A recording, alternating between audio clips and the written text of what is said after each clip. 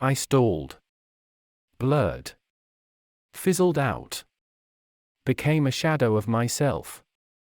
Dreams were left somewhere in my youth. Plans to start a business or sail around the world on a yacht were replaced by plans to meet the work quota to get a bonus, pay for the apartment, buy unnecessary jeans and an unnecessary couch.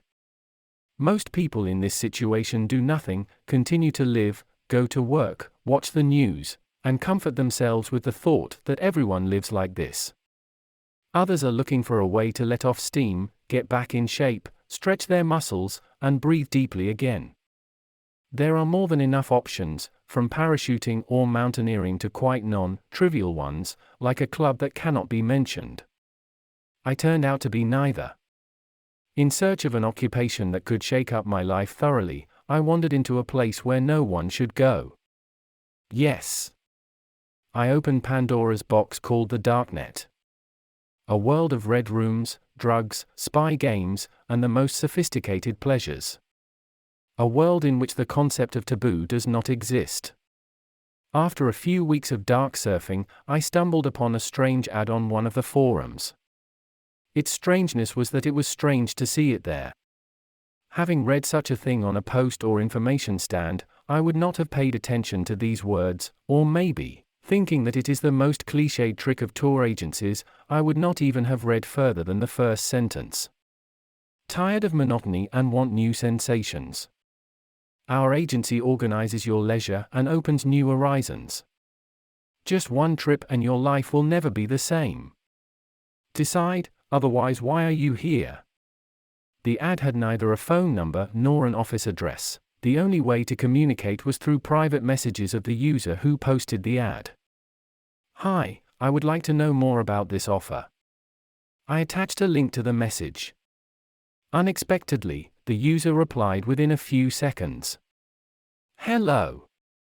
Our agency organizes tours and excursions to the most incredible places on our planet, places that change views and reveal secrets beyond capabilities. The standard answer, similar to a pre-written script, disappointed me. I was about to close the dialogue when suddenly the user wrote again. No, Jason. I just typed text quickly. My eyes rounded. Damn, how did he know my name? I bought a phone specifically for this surfing, there are no and cannot be traces of my usual life on it.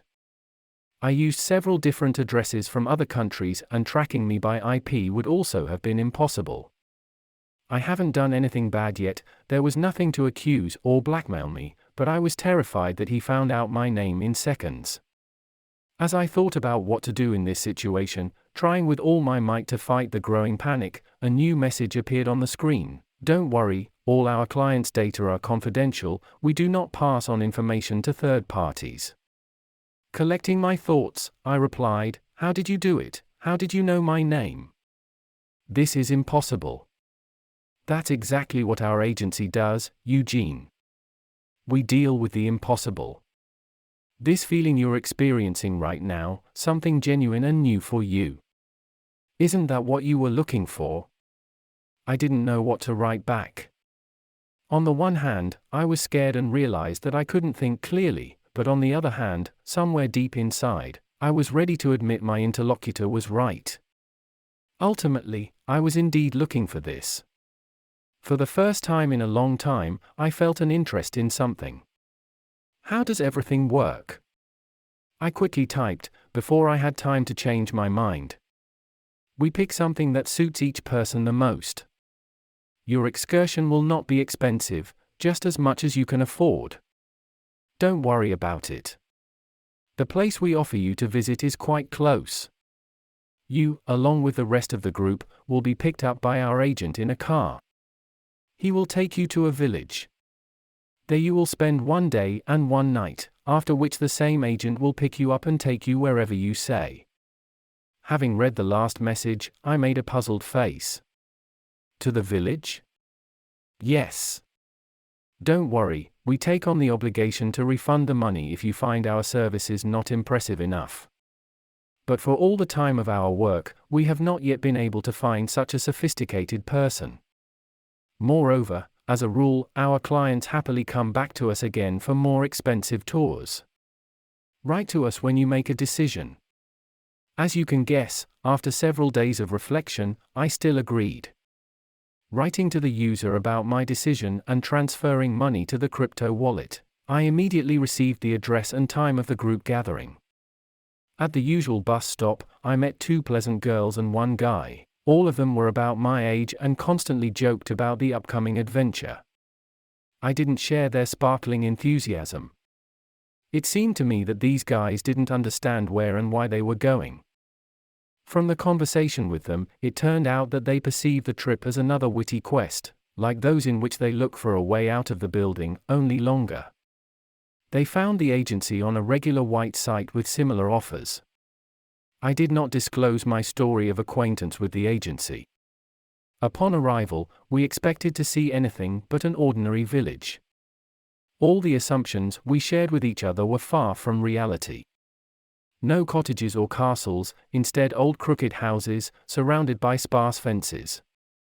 At first glance, I even thought that the village had long been abandoned and all of us were fooled like the last suckers.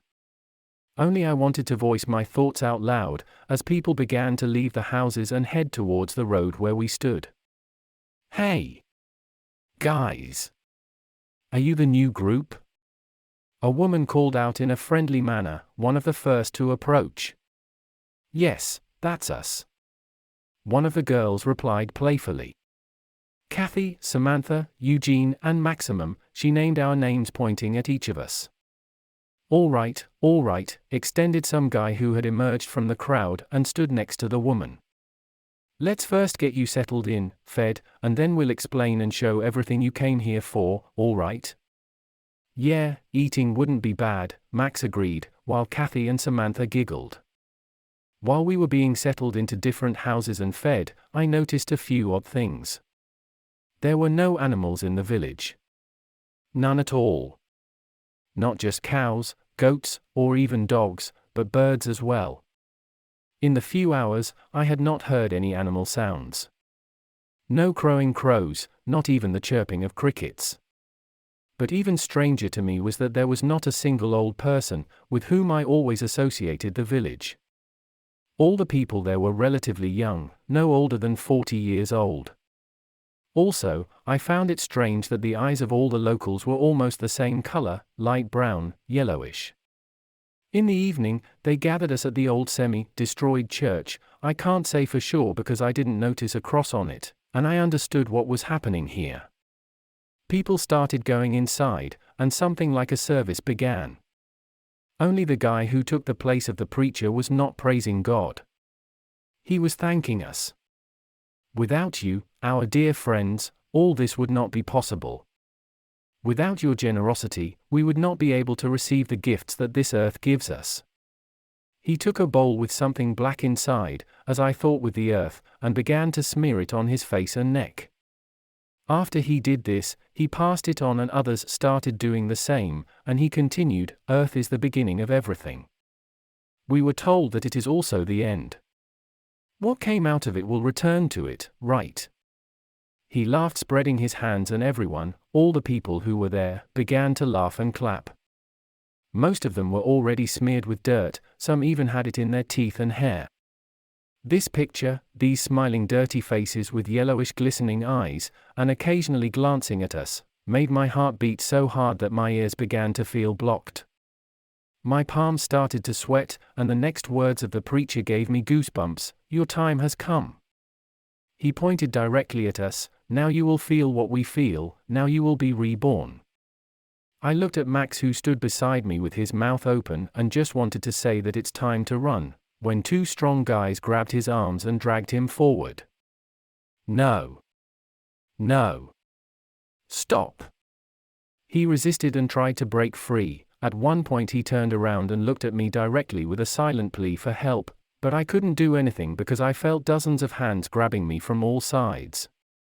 All I could do was stand still and watch as the crowd parted before the door into which Max was being dragged screaming. "The women are next." I turned my gaze to the speaking preacher, who already held a machete in his hand and was pointing it at us. Then he went through the same door where they had dragged Max, and I heard heartbreaking screams of pain from the darkness of the doorway. A minute later, a disgusting smell of rotting meat hit my nose. The stench of corpses literally choked my throat, and I felt the taste of blood in my mouth. It was my own blood. As I realized from the pain that followed, I had bitten off part of my tongue, clenching my teeth. It brought me to my senses. I started to twitch, trying to determine how strongly they were holding me, but before I could figure anything out, I immediately received a blow to the lower back with something heavy and hard, which made my legs give out, and a wave of viscous pain swept over my body. I fell to my knees. A few minutes later, which seemed like an eternity to me, bruisers came out of the doors with basins filled with something red. Looking closer, I realized that these were pieces of raw meat from which blood was still oozing. People came up and took them, immediately greedily biting off. Someone stood leaning a piece to their lips and sucking the blood. Someone else with a smile raised the meat above their head and put their mouth under the falling crimson drops. Having distributed everything, they grabbed the girls and dragged them into the door. Susan managed to break one hand free and hit the captor with her elbow in the jaw, causing him to stagger, but he quickly recovered, and the next moment I heard a crunch and a wild female scream. He twisted her other hand so that a sharp bone protruded from the forearm, tearing the skin. Then he pushed her forward and she crashed into the doorway with a bang. Following her and rubbing his jaw, he closed the door. After a few more minutes, filled with muffled female screams and local ululation, I felt them take me by the arms and lift me to my feet. Yellow-eyed bastards patted me on the shoulders and parted in front of the door, which I was now due to enter. When I found myself in the dark, I felt that the stench had intensified, and I saw the preacher holding a kerosene lamp in one hand and a machete in the other. He came closer and began to speak. Death. The only thing worth fearing. Nothing can break a strong, spirited man, nothing but eternity in the endless and boundless abyss. But there is a way out. I can rid you of this fear. All you need to do is to accept the gifts, and your life will be eternal.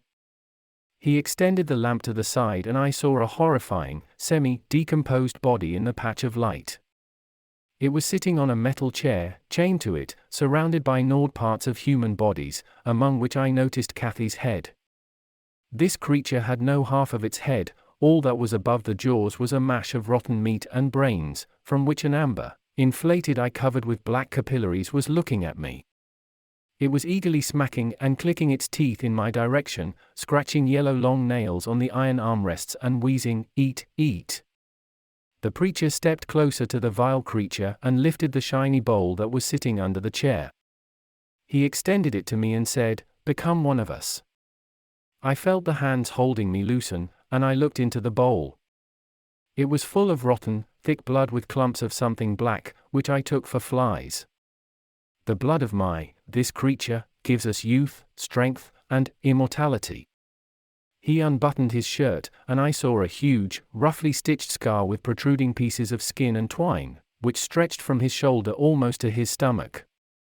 Drink. Accept the gift. Or I'll feed you to it like your pitiful friends. Shifting my gaze to the machete, I lifted the bowl to my lips. I tilted it and the disgusting, stinking sludge poured down my chin and neck. "That's enough." The preacher nervously muttered, bringing a lamp to my face, "Open your mouth." I swallowed my own blood that I had been holding in my mouth all this time, and he examined me. "Good, good. Welcome to the family, brother." He broke into a smile. I couldn't think of anything better than to smile back as convincingly as possible. They let me go. The pain in my lower back hadn't passed yet, and it was difficult to stand, but I tried to pretend I was feeling good, slowly turned around, and headed towards the exit. The villagers parted before me and clapped their hands. "Welcome." "Greetings, brother." "Congratulations." They echoed each other. And I just slowly walked towards the exit, with my heart clenched in a knot, putting on a mask of joy and silently praying that they wouldn't suspect anything. Step by step, I approached the exit, second by second. 10 meters. 7, 4, 1. As soon as I was outside and heard the door slam behind me, I quickly picked up the pace. I wanted to run from there like a wild beast that had escaped from a trap, run until the hunters pursued me, but the pain in my lower back wouldn't even let me walk fast without experiencing shortness of breath. Contrary to my expectations, there was no chase behind me. I didn't hear the approaching footsteps, screams, or anything else, just the gradually fading celebrations and the sound of my own heart. I walked without stopping until I reached the highway by the middle of the next day. Right where the dirt road connected with the asphalt stood the same van that brought us here. The side door was open, and as soon as I approached it, a voice came from the driver's seat. Impressive, isn't it? I looked at the driver and his face changed. Wow, we promised that our tour would change your perspective, but it seems we underestimated you. But don't worry, we have many different travel options, we'll definitely find something for you.